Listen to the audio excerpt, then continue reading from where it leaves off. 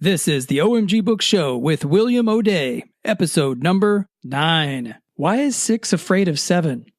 Because 7, 8, 9. Yes, I have kids. Welcome to the OMG Book Show, where it's all about taking you into the brains of fantastic authors. No scalpels required. It's more than an interview, it's an experience. And now, your host, William O'Day. Because it is more than an interview. It's an experience. Or maybe it's an experiential interview. Yeah, let's go with that. Anyway, welcome to the show today. Thank you so much for joining me. 'Cause me and you got a secret rendezvous. That was really bad. And yet, I'm going to leave it in the show anyway. Because you know what? Perfection is boring. And I think we can both agree that in that little ditty I just rattled out, it was not coming close to perfection. It wasn't. Don't try to convince me otherwise. Okay. All right. Enough of that silliness. Let's move on to today's guest, Tim Tigner, otherwise known as Bond, James Bond. But you're probably asking, why would I say that? And why would I say that in such a ludicrous voice? The voice part is mine, but the facts part are his. He has a background, a resume that reads like fiction. I mean, it's crazy. And we are going to get into some of that history on the show today. So we're going to find out about his time with the Green Berets and working Soviet counterintelligence. And we're going to find out about the times that he lived in Russia during Perestroika, and even about the time that he ran into Mikhael Gorbachev. And we even talk about squirrels and whether or not squirrels, in fact, have thumbs in the first place. And if they do, are they opposable thumbs? So we mentioned that. And how did we get to talking about that? Well, you just have to listen to the show to find out. So we discuss all that and so much more. It's a lot of fun. Oh, and including an interesting, a captivating experience with Google Translate. So there's all that. And as usual, so much more. So surgical gloves on, scalpel in hand. Let's get started. Today, we have the pleasure of speaking with an individual who is not only an amazing author, but it also has a background that reads like a super spy thriller. And we're going to get into some of that today. But his name is Tim Tigner, and he is with us today. Thank you, Tim, for joining us. Well, great pleasure to be here, Will. Thank you for having me. Awesome. Well, I was doing a little bit of reading about you before the show, and I read somewhere that you live somewhere up here in Northern California. Is that right? I am indeed. Yeah. My last paid job was Silicon Valley stuff. So we didn't have to move. Actually, we couldn't move when I switched over to the writing life full time. So yeah, there's a small vineyard, right? I can see it now as we speak. But then Napa Valley is just 45 minutes away, which is fantastic because it's kind of like a little European getaway whenever we need one. Absolutely. So. It's amazing. I actually live in Sonoma County, just a little, I guess, a leap and jump away from you, and couldn't love it more. We moved here a couple of years ago, and just and LA for 15 years before that. What a difference. Oh, man. Yeah. The traffic alone makes that worthwhile, huh? Well, although I guess you didn't escape the fires. No. We fortunately we were just a few miles away from kind of where the major burns were. But man, it got crazy here a couple months ago. Yeah. And then I don't know if you've been catching up with the news, but not that this is your typical news hour, but I just saw that Southern California, where we left 2 years ago, is now crazy on fire. Yeah, that's what I was seeing. I really feel in there, man. If they get hit, evacuation could take. Normal traffic is terrible. So anyway, thoughts and prayers, huh? Yes. Hopefully everyone will get out just fine down there. All right. So going back to the way I normally like to start a show, and just reading your biography, this could probably take 10 days for you to go through. So we'll get the highlights view. But what were you doing before you jumped into becoming a writer as a career? Well, I jumped into becoming a writer as a career twice in my life. But I guess both times I was an executive in the medical sphere, medical devices, pharmaceutical side of things. That's kind of what I trained to do. I have an MBA in finance and a master's in international studies. Out of business school, I headed overseas for about 10 years. And were you, in with your experience in history in the medical field, were you the idea man behind Viagra? Because I'm 45 now, I'm getting older, and I want to know. This might be really important for my near future life.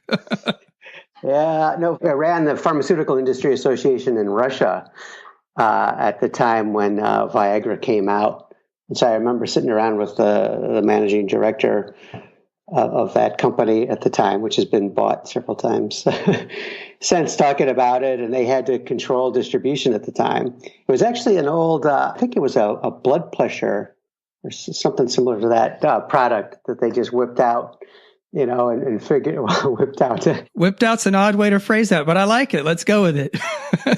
Then it had this other, this side effect that was worth a lot of cash. It's amazing because usually, like when you hear those commercials at 2 a.m. in the morning and they describe the side effects, it's like, may cause dizziness, may cause eczema, you may die unexpectedly. They're horrible, horrible side effects. But this, I presume anyway, is a fantastic side effect. Exactly. Well, yeah, unless you take too much, right? There's always the stories about what you should do if the symptom occurs for more than 4 hours. Right. Yes, I guess too much of a good thing. Right. Yeah, it goes downhill fast. All right. I'm just going to say you were loosely involved in the Viagra scheme. Can I say that with any accuracy? Tangentially involved. Okay. There we go. So that was one aspect of your history. Another one, reading your biography is seriously, it's like reading about a protagonist superhero in one of the thrillers that you write. Another thing that I saw was that you had experience in the Special Forces Green Beret. Is that right? Yeah, that really shocked my mother when I told her that I was dropping out of college to pursue that. But the opportunity came along to learn Russian and jump out of some airplanes and get a top secret clearance and wear a Green Beret. And, this was back when Top Gun was hot in the movie theaters. So how could you pass up an opportunity like that? I certainly couldn't. So that turned out to be one of the best moves of my life. Certainly the most controversial one up to date, but then it also kind of geared me up for making bold and controversial decisions in the future, which largely got me to where I am now. I would say even moving into writing as a career, that's quite yet another bold, possibly controversial move. Yeah, it absolutely was. At the time, I was running a surgical corporation for Europe, Middle East, Africa, based out of Brussels, and I'd just gotten engaged to my now wife. And we had the penthouse apartment and the corporate Mercedes and the whole kit and caboodle. Nice. And it was, but I just wasn't happy. It was bugging me for quite a while. I even at one point went to my family physician, which over there, it's a lot more personal. At least it was back in, when this was going on around 2000. And, it was the doc had the office in his house, kind of thing. He ended up writing me a prescription that said, change your job. Man, that sounds like a lot more difficult prescription than just taking a brightly colored pill. Yeah, well, yeah, exactly. And it shows a whole different healthcare system that's over there, which we had here. Right. But fortunately, at that point, I kind of had the career I wanted all lined up for more than a decade. I even though I was really successful as a typical corporate exec, I wasn't enjoying myself, and I knew what I wanted to do. And at one point, I started writing a novel to see if I felt like I could do it. And I kind of got myself to the point where I said, yeah, I can do this. But, the money and the perks and all that were just way too good to leap into the author life. Right. For a second there, I thought you were going to say the money and perks were way too good as a career as an author. And I was like, hold on a second. Wait, what? Yeah, that was nuts, And if you think about the odds of making it as an author back then, before self-publishing came along, it was on the realm of 1,000,000 to 1. Wow. So as a finance guy, I just had to totally head down, don't pay attention to that, and just kind of focus on it. So I did. I had the discussion with my fiance. I'm like, hey, honey, here's what I want to do. How did that go?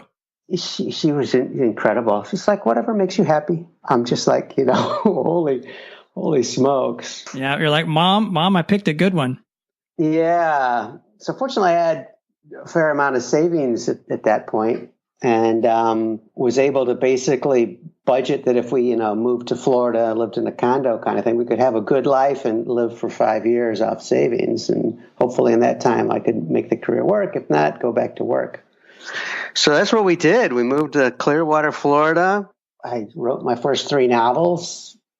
The first one took over 2 years, but I was down to a year for the following ones. Hey, are you improving on that? Because I believe you've written 3 since then. Is that right?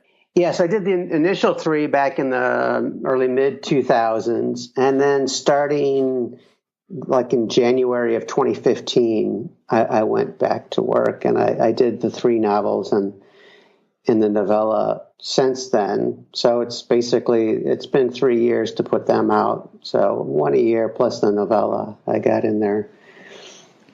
For the structure of the novel that I like to do, which is kind of Ludlum like. I go for fast pace, but a big conspiracy behind it all, with lots of things you don't see coming and lots of twists. And it just takes that long to come up with something that complex and original. Right. So it's kind of the other thing that is important. I spent all those years, before Brussels, running these dozens of cutting edge medical device companies. And then after the first 3 books didn't get the big publishing deal, I went back to work in Silicon Valley for another decade. Did you go to the clock hit the midnight, with the long hand on midnight at the end of the 5 years, or did you jump out a little early? I got an agent with my first novel, which is Coercion, which was exciting.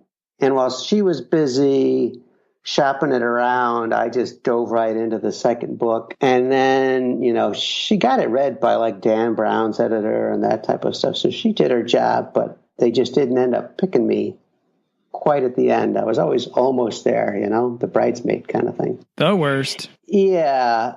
And she didn't like my second novel, Betrayal, at all. And she didn't really like my third one, Flash. So about the time I was mostly done with Flash, I kind of got an offer I couldn't refuse through old connections for a fantastic job back in the medical device industry. Okay. Out here in the Bay Area. So it wasn't, I thought you were going in a different direction. The job offer that you couldn't refuse wasn't from the mob. No, although, these days, I think if you look at the world and where we are, organized crime, quote unquote, takes on a whole new meaning. Yeah, it's true. Maybe it was kind of the mob in a sense, just not the classic Italian version. Although not in that particular case. There it was really good stuff. One of the real luminaries in cardiovascular surgery asked me to come aboard and start up international operations for a company that had done phenomenally well in the U.S. That's cool. It was.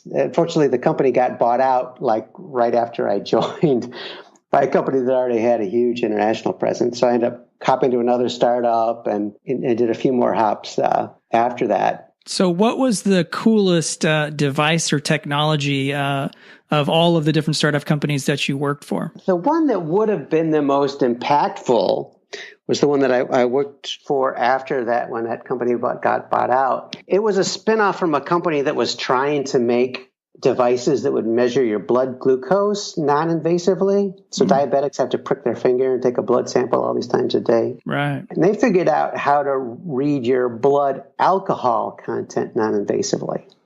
So you could touch the device and it could tell if you're drunk or not. Wow. So really cool. So our end game with that technology was to get it on steering wheels. So your car wouldn't start if you were drunk. Right. Kind of the way it would start now if you have it in reverse. But there were just too many technological hurdles. It wasn't quite fast enough, and it wasn't quite good enough to get there. So we got it on things like oil drilling rigs and at construction sites, where people are operating heavy machinery. But it never really took off. But that would have been cool. It was kind of a life-changing thing.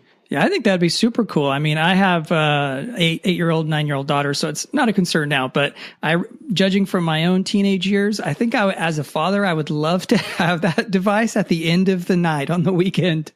Yeah, it was sweet. We were working with the woman that got seatbelts mandatory in cars, and she was working to do this. But wow, what I've done then with my novels, they all kind of revolve around a kind of a similar breakthrough technology of one sort or another.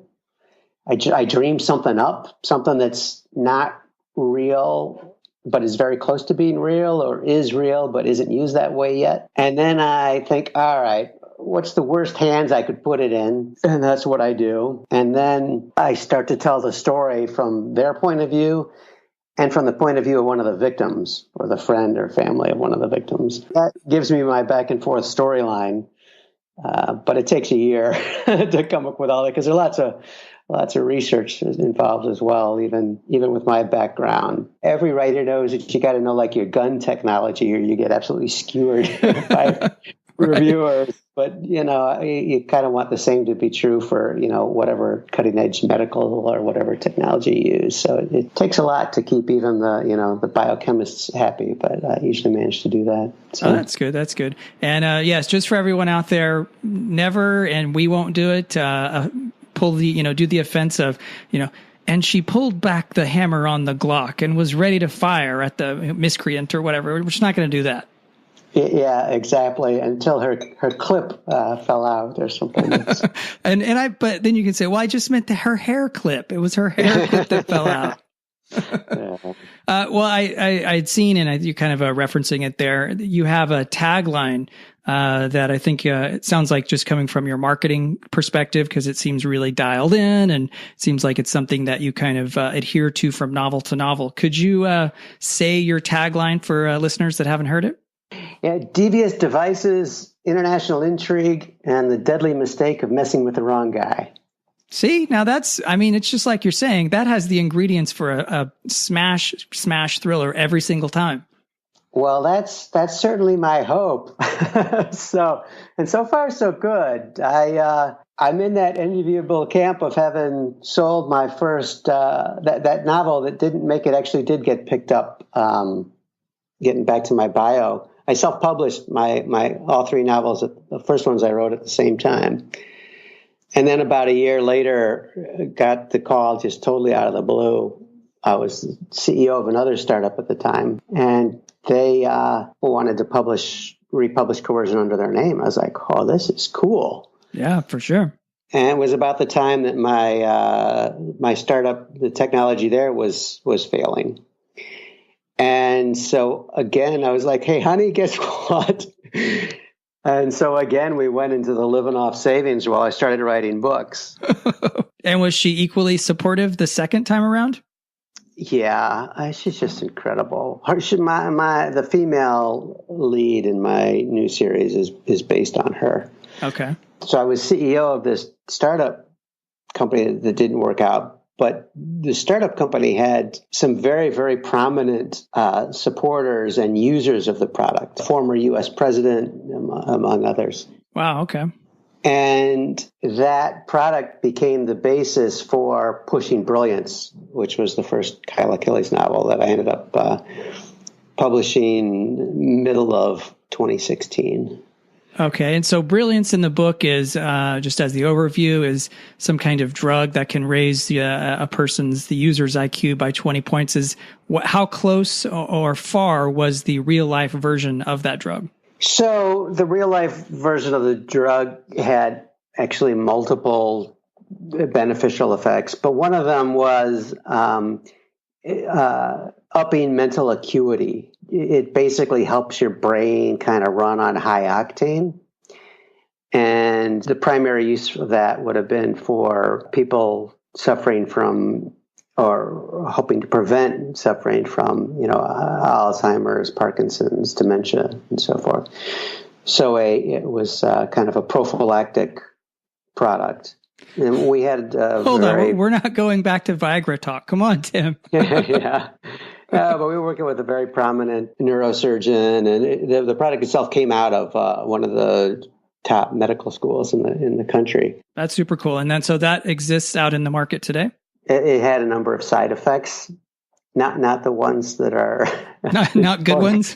Not the ones that are in the book. No, nothing nearly like that. It's a great product, but wasn't really commercially viable, and we didn't have the resources to make it commercially viable. Yeah, because I think developing a drug these days, isn't that like a $100 million plus sort of endeavor? Yeah, absolutely. It depends on what you're trying to claim and what you want it to do. But it's huge. And then the marketing is phenomenally expensive as well, because there's been so much snake oil out there, that it's, hey, try this. It'll make you smarter. How many times have you seen that,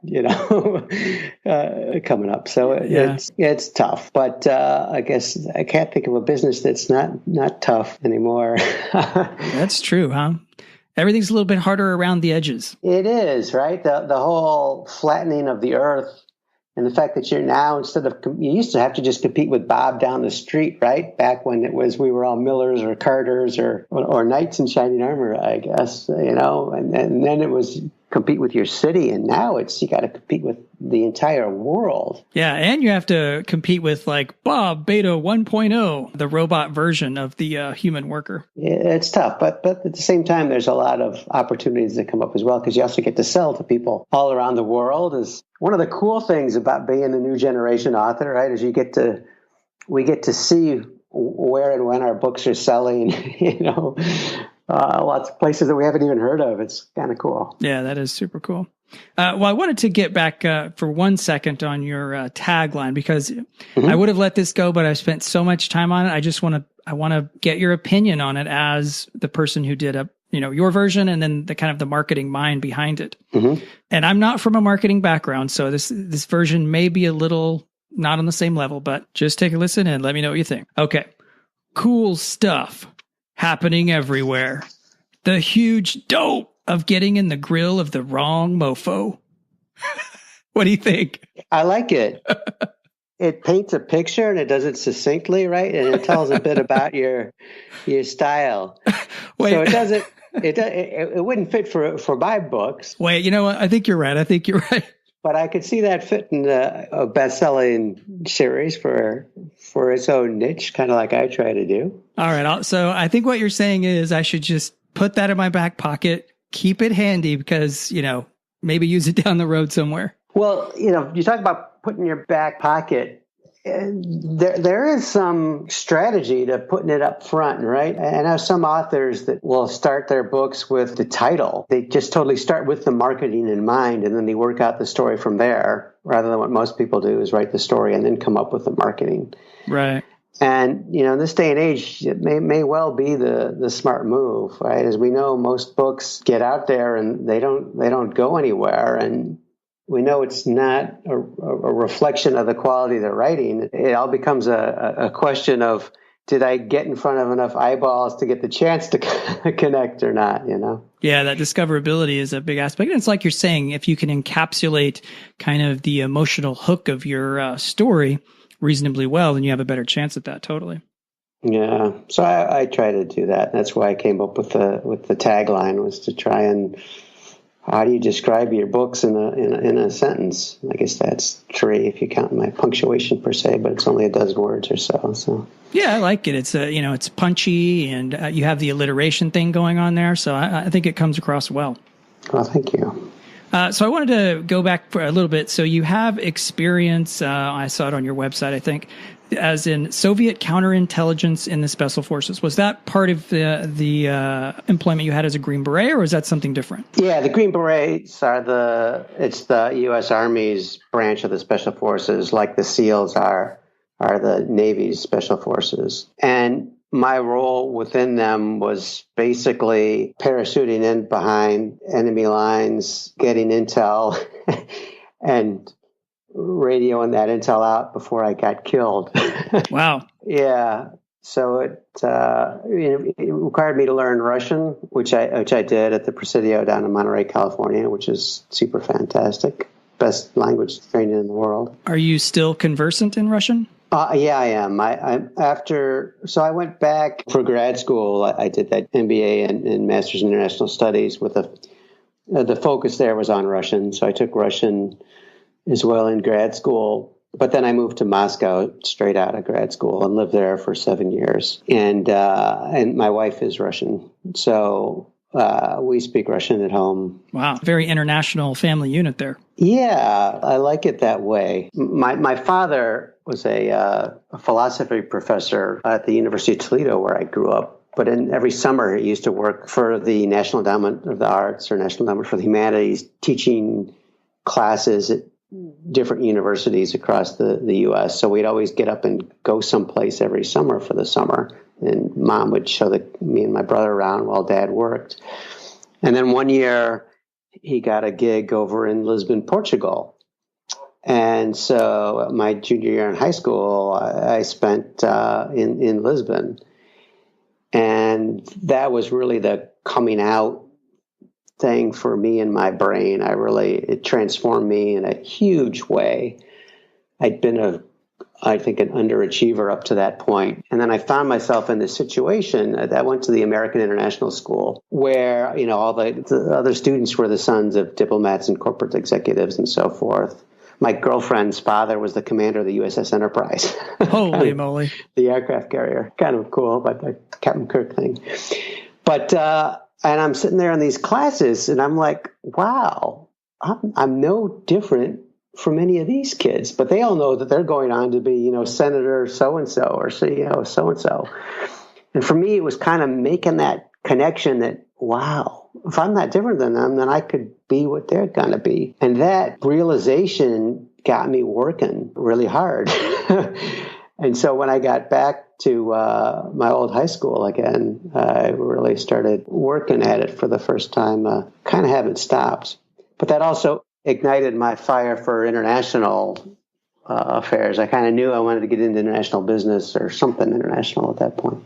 Yeah, it's, the way you describe yourself as being an underachiever, I guess before this happened or something, certainly a major switch was flipped because like I said earlier in the show, reading your biography, it's a whole lot like reading about a fictional protagonist who has just done all this crazy stuff in real life. I may mention my father was a philosophy professor, and I was actually, I started as a chem major, but ended up being a philosophy major and in math as well, because I liked the classes and the professors. But that kind of meant I spent a lot of time in analysis and also thinking about the big questions. And one of those realizations that came at that time was, look, you only get your, 80 years on this rock here. You better get busy making the most out of them. Absolutely. And so ever since I've been trying to do that. When I was a corporate guy, there were lots of opportunities because there were lots of perks and lots of cash. And now that the books are finally taken off, we're kind of back into that mode. And so we're trying to get as much as we can out of life at this point. Right. So, you gotta squeeze the orange until all the juice comes out. There you go. Yeah, without breaking the skin or whatever. Yeah. Hey, I think break that skin. Go for it. There might be another. Well, no, there's not another orange. We just mentioned that. Yeah, you're probably right. Don't break the skin too much. So we've heard quite an adventure to get you to where you are today as a career being a writer. And in that career, I believe you're working on the third book in the Kyle Achilles series. So first, what a cool name. Where did that come from? Well, thank you. Yeah, Kyle Achilles. So I spent a lot of time thinking about names. For me, growing up with my dad and being myself, the ancient Greeks always come to mind when you kind of think of classic stuff. And so my book Betrayal, the heroes in that were Odysseus and Cassandra, Odie and Cassie, they went by. And in Flash, my third book, it was Troy was one of them. And anyway, I was looking for a name that everyone would recognize that wasn't common and something that kind of conveyed heroic meaning. And I ended up on Achilles, and I was like, wow, that's just perfect. It's kind of the perfect tragic hero. And I played around with what's Achilles going to be, a first name, a nickname, a last name. And way back, it was going to be his nickname. I was going to have him be Adam Healy was his name, and like a heel, Achilles heel. And it was just too clunky. So I ended up making it his last name and made him Kyle because I like the kind of staccato sound of Kyle Achilles. Yeah, the hard Ks there are nice. Yeah, I think it's a great name. I think when I come up with names, sometimes I get a little too heady about it, like I try to get into it too much. And like I've done some things where I name characters different ways, and for me, I was like, oh, that's so cool. I bet there are exactly 0 people in the world that either noticed or cared about it. I don't know. You're probably right, although you get interesting comments. And you do see, boy, there's an awful lot of heroes named Jack out there. Yeah, that's true. Jack, he's just a heroic guy by nature. I don't know. There's not many, Irvins out there. And then the other day, just yesterday, I was looking at names. I'm working on a new book and doing the name thing.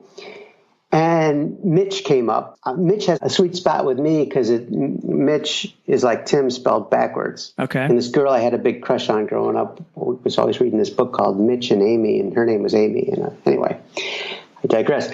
But Mitch is kind of a popular hero name in books. And there's Mitch Rapp. Mitch is the guy from The Firm, and there's others out there. I looked it up. And nobody actually names their kid Mitch. It's like if you go to the Census Bureau, it's not in the top 1,000 and hasn't been for 20 years, kind of thing. All right, so Mitch, you're a great hero, but you're out for our kid's name. So Kyle Achilles, I like it personally better than Mitch. Hey, but that's just me. But anyway, Kyle Achilles, he's got a particular set of skills that help him through his adventures in your books. Give us the background. Give us a description. Who is Kyle Achilles? Where did he come from? So he's a guy that's kind of wandering around in midlife. He grew up in Colorado, where they kind of do 3 things when they're having fun. They shoot things, they climb things, and they ski down things. Wait, hold on. I think there's a 4th one there, but it can remain unsaid. Fair enough. So he's an Olympic biathlete. Not a big U.S. sport, but big out there in Colorado. And that gives him stamina and shooting skills, which I thought was kind of handy. And I wasn't aware of anyone else having been a biathlete out there in the books. And then he gets injured in a way that means he can't go for the gold anymore, but he's still plenty healthy. So he's frustrated, and he starts beating out his frustrations at not being, getting close, but not being able to achieve his dream, something I think we all know about, by climbing rocks pretty recklessly. But recklessly, there's different styles of climbing, but there's one where you don't use ropes. It's called freestyling or free soloing. And he starts doing that just because he's full of testosterone, as these Olympic guys tend to be, and ends up setting some minor records and getting some attention. And that gets him noticed by a CIA recruiter who happens to be out in Colorado because the Air Force Academy is there. And so this is where I kind of stole a bit from the Tom Clancy, Jack Ryan thing. And he kind of gets recruited based on that. And he gets into the CIA. And he's already out of the CIA long before he comes to my books. Although the prequel, Chasing Ivan, tells the story. So he's running around climbing rocks, trying to figure out what to do for the rest of his life when Pushing Brilliance kicks in. Has Kyle Achilles ever free soloed Freerider on El Capitan? So at the start of, it's actually a Falling Stars of the latest one. He's up there on the nose. Oh, wow. Okay. And I'd written this like 6 months or so before Alex Honnold, who Achilles is loosely based on in that regard, climbed El Cap free solo. So this is this 3,000 foot ascent, just straight up and down granite wall, basically, that this guy climbed with no ropes. Yes, no support of any kind, right? Earlier this year, he's just a total freak of nature. I mean, and if you look at this, when you're climbing this huge thing, you're so small you can't even see him from the ground. Wow. Yeah. And it's just mind-boggling. And so if you YouTube Google, whatever you call that, search on YouTube for free soloing, and you see what people actually do, it's really just mind-boggling. I wasn't aware of Alex Honnold at the time that I created Achilles. The idea for making him a free soloer came from Casino Royale, the latest at the time James Bond with the new James Bond, the Daniel Craig character. And the opening scene of that is this awesome chase scene around a construction site. Oh, yeah, it's totally cool.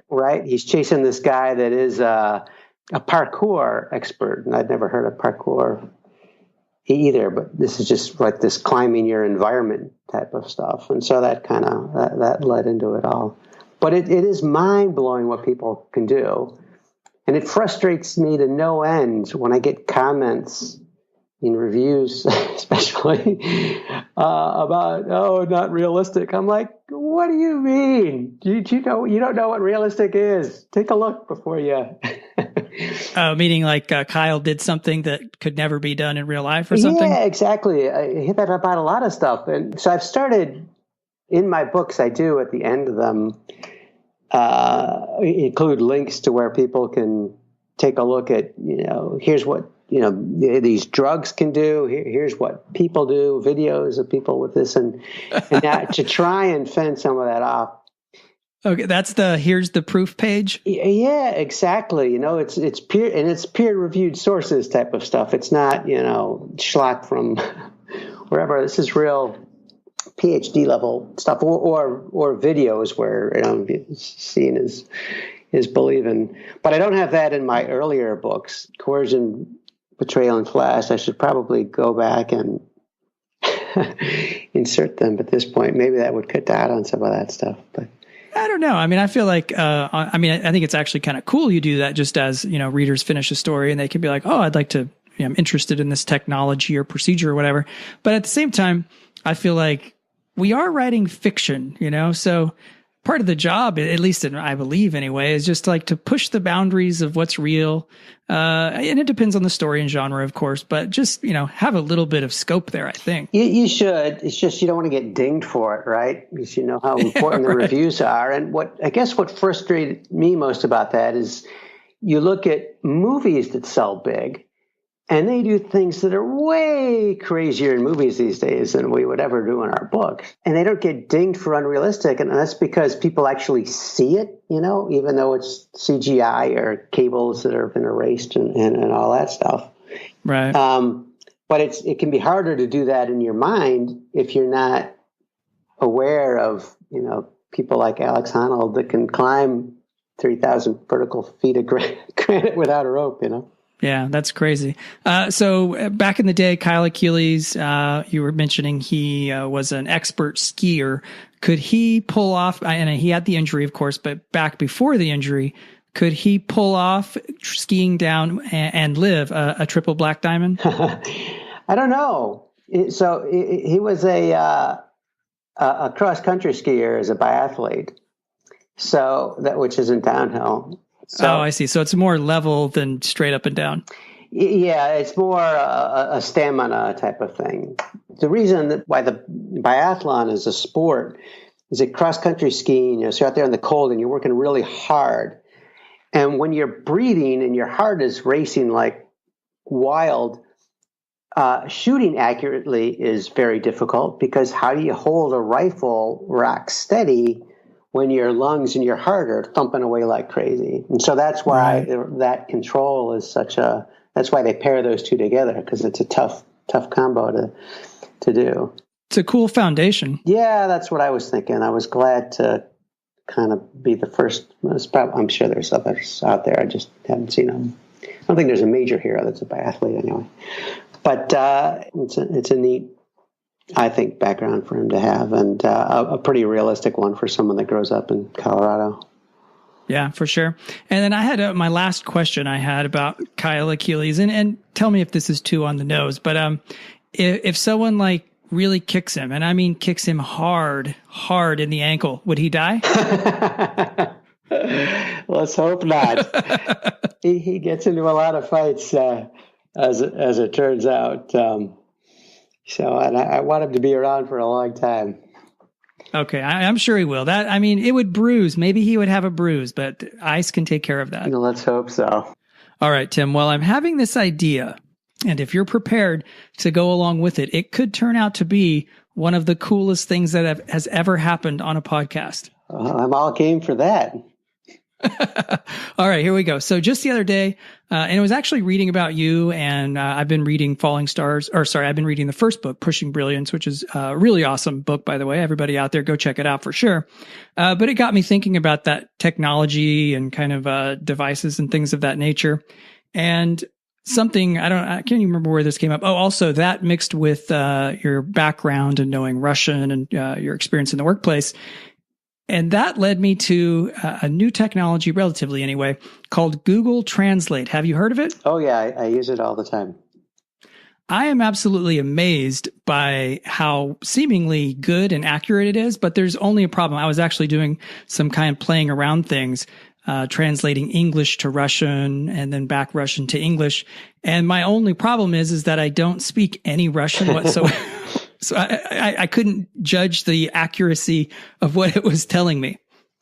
Yeah, so it's not that accurate. Certainly not. It's good enough for figuring out the label on a beverage can, or when you get a notice from Amazon Japan telling you something, you want to know what they're telling you.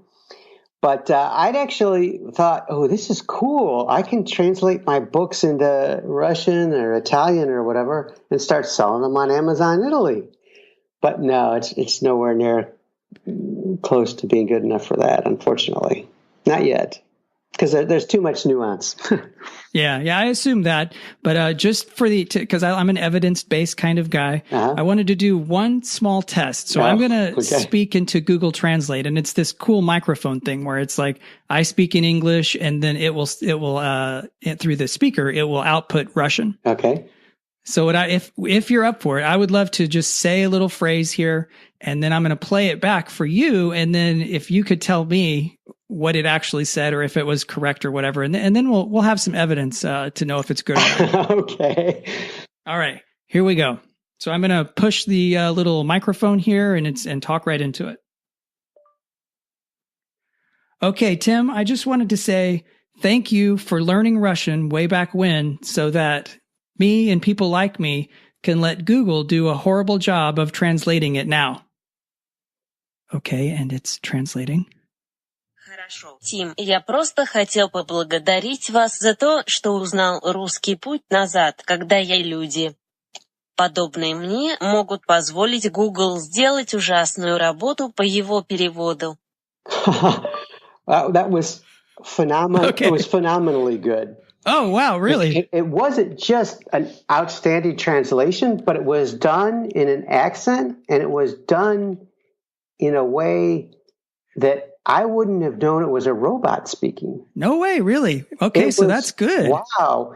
Yeah, that's really good. I listen to robotic voices a lot. I have while I'm writing, I have my books read back to me by Natural Reader, and you can pick a bunch of voices, but none of them are that good.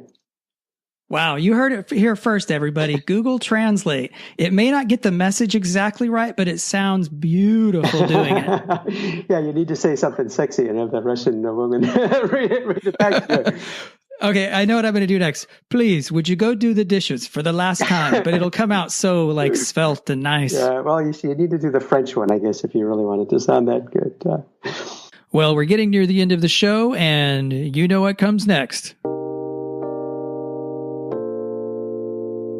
Welcome to the Rorschach Round, where we use ambiguously odd questions to delve deeper into the minds of these amazing authors. Let's get started. Are you ready, Tim? Oh boy, all righty. Okay, here we go. Let's see. Question 1. Has anyone ever made you mad in real life that you subsequently tortured, killed, or maimed in a book? Yeah, absolutely. I I didn't use their name, but I pictured them while they were being pulped by my hero.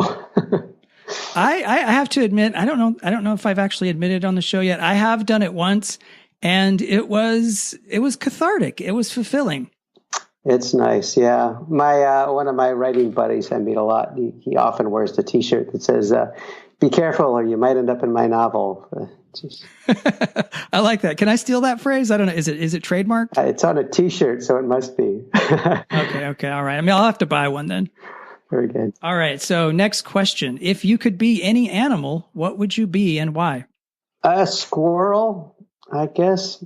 It's one of these weird ones you think about on occasion when you're laying in a hammock looking up at a tree. But you need to be an animal that has hands is kind of what I figured out. And there are not that many that have hands.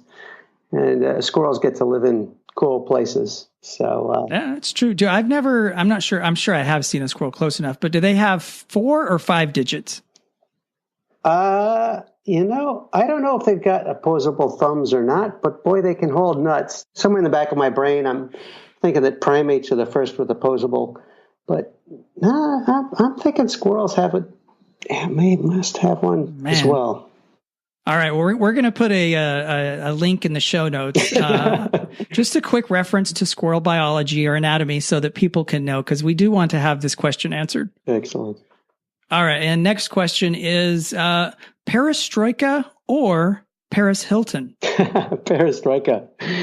Okay, and then Glasnost or Glasgow?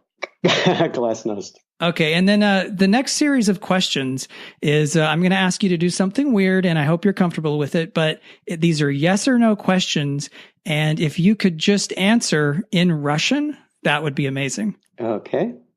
And then just so listeners and even I can get a review of that, how do you say yes and no in Russian? Because that would be helpful. Yes. Yes is da.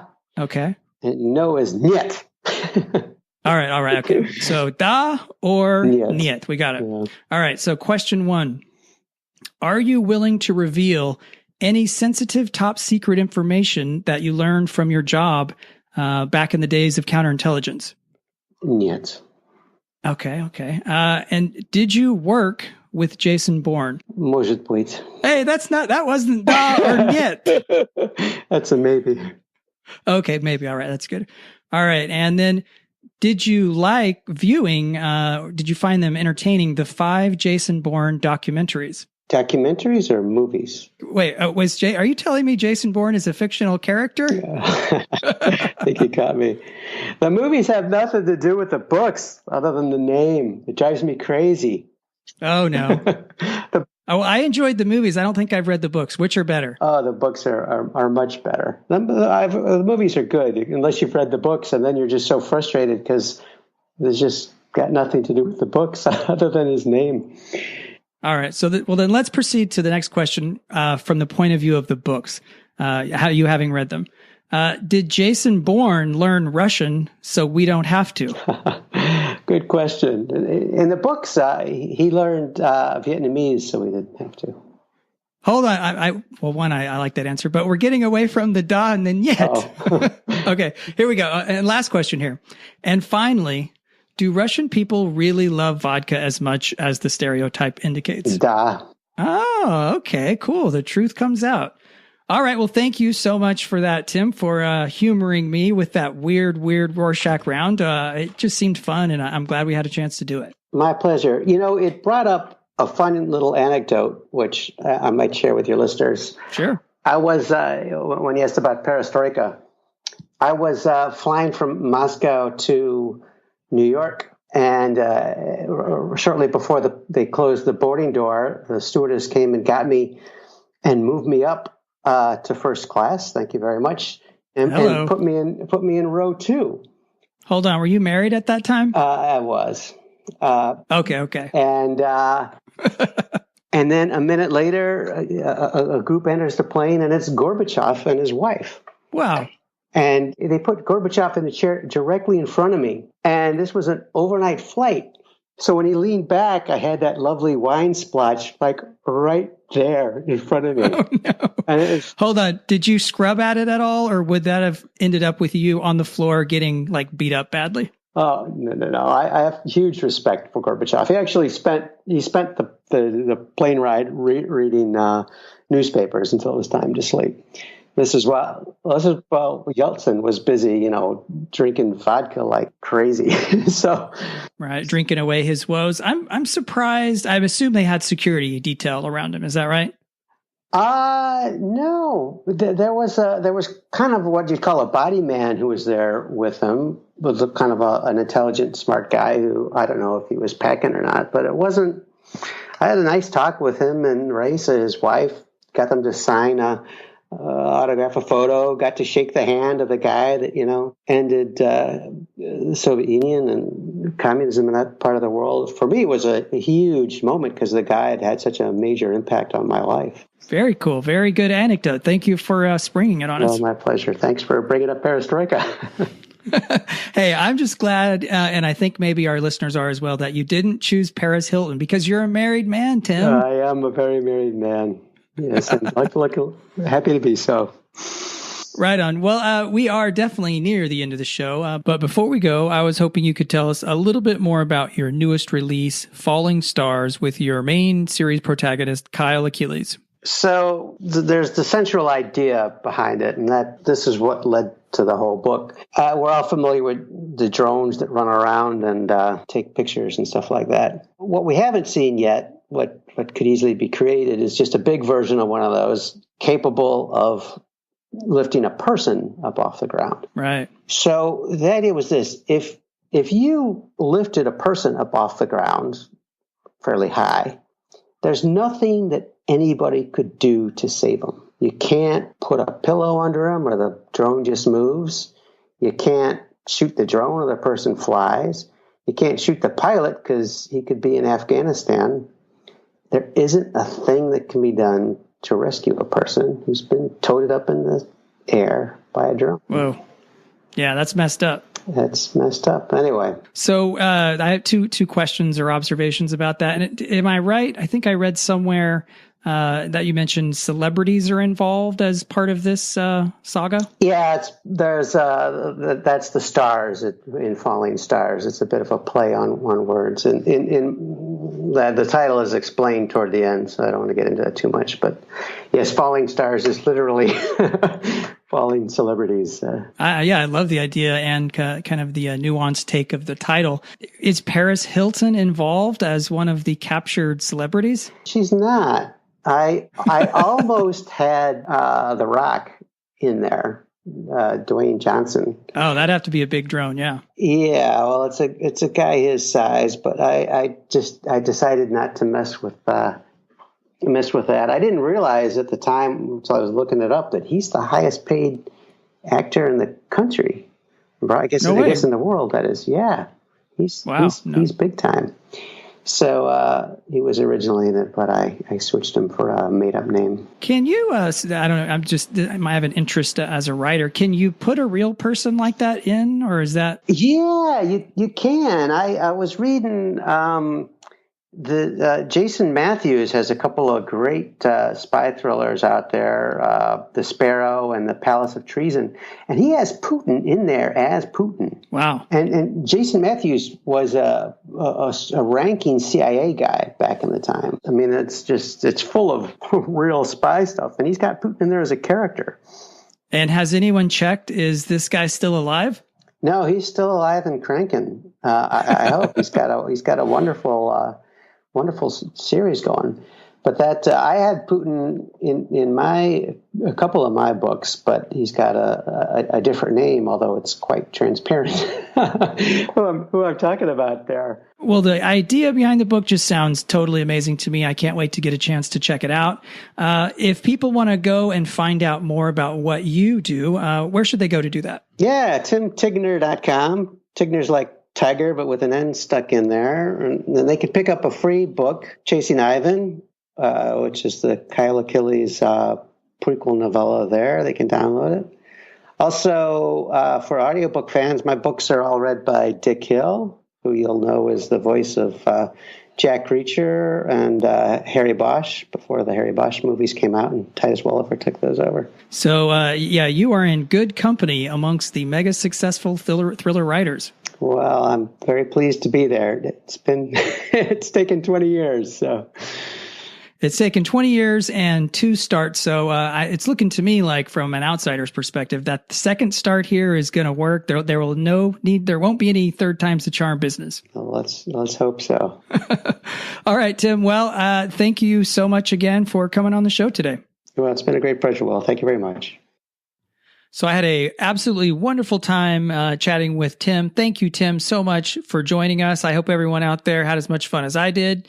And if you want to check out any of the show notes, you can go to the usual place, www.williamodea.com/ the number of this episode, which in this case is 9. So / the number 9. And that will contain the links mentioned, and it will also contain a video reference of to answer the question about those squirrels and those thumbs. I mean, we got to know, and I looked it up.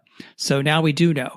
And in addition to that, I am including one more amazing thing in the show notes that you should check out. It's a secret message.